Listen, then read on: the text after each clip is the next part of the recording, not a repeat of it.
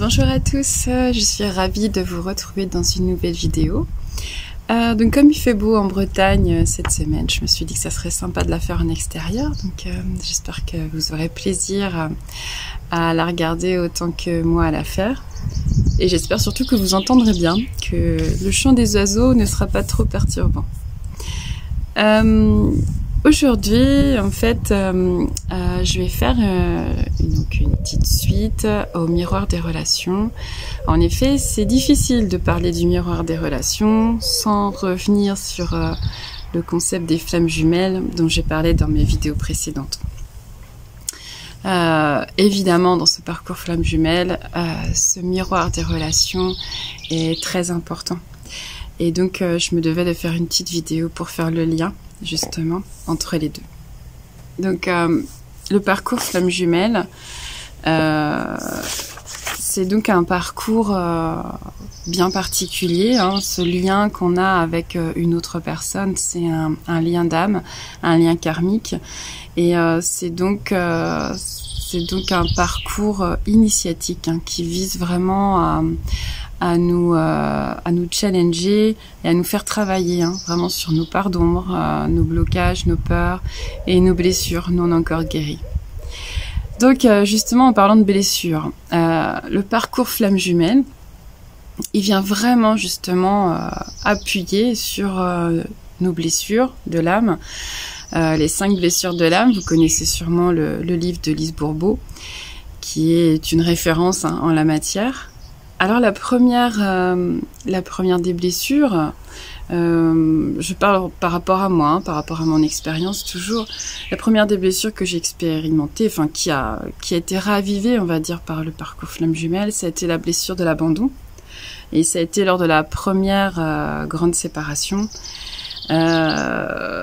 suite à cette reconnexion où c'était un peu magique, un peu lune de miel. Voilà, on a eu des désaccords assez profonds qui ont amené en fait à cette première séparation. Et par la suite, ça a été suivi du ghosting de mon autre, du silence radio. Et donc ça a été très difficile à vivre en fait, parce que du jour au lendemain, vous êtes plus rien, vous ne représentez plus rien pour l'autre, et donc ça, c'est ce sentiment comme ça d'être abandonné, de n'être plus rien pour l'autre, c'est très difficile à vivre. Donc ça demande pas mal d'efforts en fait pour travailler là-dessus. La deuxième blessure que j'ai vécue, c'est la blessure d'injustice. Alors cette blessure d'injustice, évidemment, je l'avais déjà vécue dans ma vie avant maintes et maintes fois, mais elle a été ravivée dans cette relation avec mon autre, parce que j'ai vraiment eu le sentiment de tout donner en fait pour cette relation, de m'investir à 1000%, de le faire passer en premier, d'être vraiment aux petits soins, de lui témoigner beaucoup d'amour, beaucoup d'attention, et limite de m'oublier et de me sacrifier un peu pour cette relation. Et au final, on a l'impression de récolter des miettes ou très peu.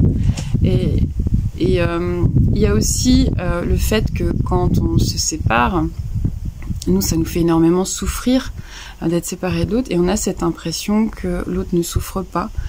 On peut pas se mettre à sa place, évidemment, mais étant donné qu'il est coupé de ses émotions, c'est évident qu'il souffre beaucoup moins que nous. Donc il y a vraiment ce sentiment d'injustice qui est très présent aussi dans ce parcours. Ensuite, il y a la blessure de trahison. Alors je suis pas la seule à l'avoir vécu, je pense qu'on est très nombreux et nombreuses. C'est quand l'autre va vers un tierce ou une tierce. Donc en l'occurrence mon homme, quand il s'est mis en relation avec une autre femme, j'ai vraiment vécu ça comme une trahison. D'une part parce que moi j'étais pas capable de le faire, et je suis pas la seule non plus, on a toute cette impression de trahir l'autre si jamais on va avec quelqu'un d'autre, donc c'est quelque chose qui est difficile à faire pour nous en tant que premier éveillé. Et puis aussi il y a l'idée que il ne veut pas être avec nous, enfin il veut pas se mettre en relation avec nous, mais pourtant il va avec une autre. Donc c'est difficile à vivre en fait. Ça nous fait travailler vraiment sur la valeur qu'on se donne. Parce qu'évidemment on se sent très dévalorisé dans ce rapport comme ça de trahison. L'autre blessure qui vient juste après, c'est la blessure d'humiliation qu'on vit aussi justement quand très vite après notre séparation, notre autre il va se mettre avec une autre personne et qu'il va un petit peu, je le dis entre guillemets, se pavaner en public avec cette personne, sachant qu'il va sûrement voir des gens, des personnes qui nous ont vus ensemble avant. Et ça, c'est difficile à vivre aussi. C'est très difficile à vivre. Il faut faire attention quand on est dans ce sentiment d'humiliation, de pas se replier sur soi, et parce que c'est pas du tout la solution. Cette blessure d'humiliation, moi je l'ai vécue à maintes et maintes reprises, pas que dans mes relations amoureuses, mais j'aurai l'occasion d'en reparler dans une autre vidéo spécifique. Donc par rapport aux flammes jumelles, ça ravive aussi justement cette blessure. Et enfin la dernière blessure qui est réveillée, c'est la blessure de rejet. Ça c'est dû au va-et-vient de notre autre. Il nous dit plein de belles choses, il est avec nous, et puis la semaine suivante, il nie ses sentiments et il refuse en fait de se mettre dans la relation avec nous. Donc chaque fois, on le prend comme si il nous rejetait. Évidemment, lui, il le vit peut-être pas comme ça, ou du moins c'est inconscient de sa part, mais nous, en tout cas, ça nous ravive cette blessure de rejet. Et c'est très difficile. C'est très difficile à chaque fois. Ça remet en question un petit peu justement la valeur qu'on se donne. Alors ça, c'est le deuxième point justement, la valeur qu'on se donne, l'amour qu'on a pour soi, l'estime, et la confiance et l'affirmation de soi. Alors justement, la valeur qu'on se donne, il faut réussir à comprendre qu'elle ne dépend pas d'autrui, elle ne dépend pas de l'appréciation de quelqu'un d'autre, mais uniquement de nous. L'amour qu'on se donne également, c'est nous qui devons nous le donner, on ne doit pas l'attendre de quelqu'un d'autre. Et dans cet amour de nous-mêmes, est-ce que finalement dans ce parcours flamme jumelle, est-ce qu'on s'est respecté assez? Est-ce qu'on a respecté nos désirs et nos envies, nos besoins? Parce que dans ce parcours, on a tendance justement à s'oublier pour l'autre, à se mettre un petit peu de côté. En fait, on se suradapte à l'autre pour que la relation marche. Donc, il faut à un moment donné réussir à se prioriser, à se faire passer en premier. C'est tout un cheminement. Il faut s'écouter. Donc écouter son corps, écouter ce que notre âme nous crie très fort, écouter nos désirs, nos envies, nos besoins, qui ne sont pas forcément respectés justement dans cette relation karmique. Et il faut apprendre à mettre des limites à ce qu'on peut accepter. Voilà, des limites à l'acceptable et aussi s'affirmer. C'est vraiment important de réussir à s'affirmer, d'avoir confiance en soi. Alors ça se fait à différentes étapes du parcours. Moi, je sais que je l'ai vécu à différentes étapes. J'ai appris à m'affirmer, à avoir confiance en ce que je pensais, en ce que je disais, en ce que je faisais. Et face à un autre qui donne cette impression d'être très sûr de lui, d'être très confiant. Donc justement, toujours cet effet miroir en fait. C'est comme aussi la différence au niveau de sensibilité. Moi, je suis quelqu'un de très empathe, d'hypersensible par rapport à la souffrance des autres. Et lui, pas du tout. Voilà, il ne s'intéresse pas forcément à la souffrance des autres. C'est pas quelque chose qui va le toucher. Et alors, qu'est-ce qui est bien, qu'est-ce qui est mal? En fait, il n'y a pas de bien ou de mal. C'est juste que chacun doit assumer tel qu'il est. Voilà. Donc, moi, en tant qu'émotionnelle et hypersensible, j'assume. J'assume pleinement que ça fait partie de ma personnalité, de ma manière d'être et que je ne peux pas être autrement. Comme j'accepte que mon autre soit à l'opposé. Ça fait un équilibre, disons. Alors le troisième point de ce parcours flamme jumelle, c'est que ça fait vraiment travailler sur toutes nos peurs. C'est la peur de se montrer, la peur d'être notre vrai nous en fait, notre être profond. C'est aussi aller au-devant des autres finalement et d'aller au-devant de potentielles critiques venant des autres. C'est la peur d'être jugé, c'est la peur d'être mal aimé, donc ça fait travailler un peu tout ça. C'est la peur de la solitude aussi. Se retrouver seul, c'est quelque chose qui peut faire peur. Mais pourtant, c'est dans la solitude qu'on peut justement se reconstruire et se retrouver. Alors, il faut pas y rester trop longtemps, évidemment, parce que, comme j'ai parlé dans mes dernières vidéos, nous sommes des êtres de relationnel. Donc, c'est important de revenir dans le lien, dans le relationnel, quel qu'il soit. Et ne pas rester justement sur une déception.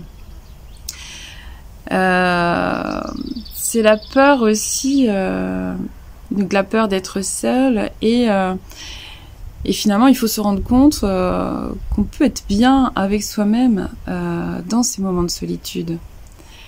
Notre bonheur ne dépend pas justement de quelqu'un.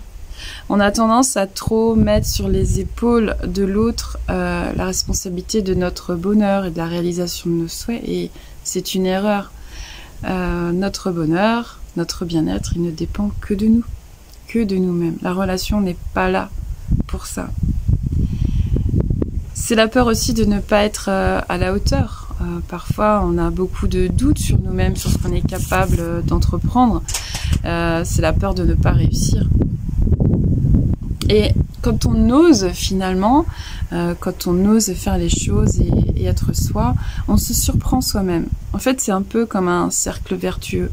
On ose faire des choses, et puis finalement on réussit. Donc on reprend confiance en soi. On va se donner plus de valeur, et du coup on va vibrer plus de joie. Et on va avoir moins besoin des autres pour être bien. On développe une certaine indépendance en fait vis-à-vis des autres, indépendance pour notre bien-être et pour notre bonheur. Et c'est ce qu'on appelle justement cet état de complétude. Finalement, on n'a pas besoin de l'autre. C'est là qu'on va être justement prêt pour vivre de vraies relations avec les autres. Des relations qui ne seront pas en dépendance, en besoin. Donc des vraies relations saines. Affronter ses parts d'ombre, c'est éclairer son chemin de vie. Enfin, le parcours flamme jumelle, je trouve que c'est aussi une manière de développer ses capacités extrasensorielles. Et parce que c'est d'abord se faire confiance à sa guidance intérieure, son intuition. Parce que c'est elle qui nous guide sur tout le parcours. C'est elle qui nous donne cette certitude du lien, c'est elle qui nous donne aussi la certitude que l'autre est sincère et honnête et qui nous veut pas du mal. C'est elle aussi qui nous guide en nous disant fais confiance à la vie, fais confiance en l'univers, tout est pour le mieux. Donc cette intuition, elle se développe petit à petit au cours du parcours. Et c'est quelque chose de très important et qui revient. L'intuition et tous les dons justement de clairvoyance, de prémonition, de clairsentience et la médiumnité. Tout ça, ça se développe avec le parcours et je pense que c'est d'ailleurs l'objectif de ce parcours et de ce lien d'âme. On voit les signes de l'univers pendant tout le parcours, on voit les synchronicités, les petits clins d'œil, les heures miroirs, c'est assez incroyable. On se reconnecte en fait au monde subtil, au monde spirituel, et par ce biais-là, on se reconnecte aussi à son soi intérieur. Ça permet d'effacer ses peurs, de guérir ses blessures, et du coup d'aller un peu plus vers qui on est vraiment. On se montre, on ose, on prend sa place et on va vers sa mission de vie.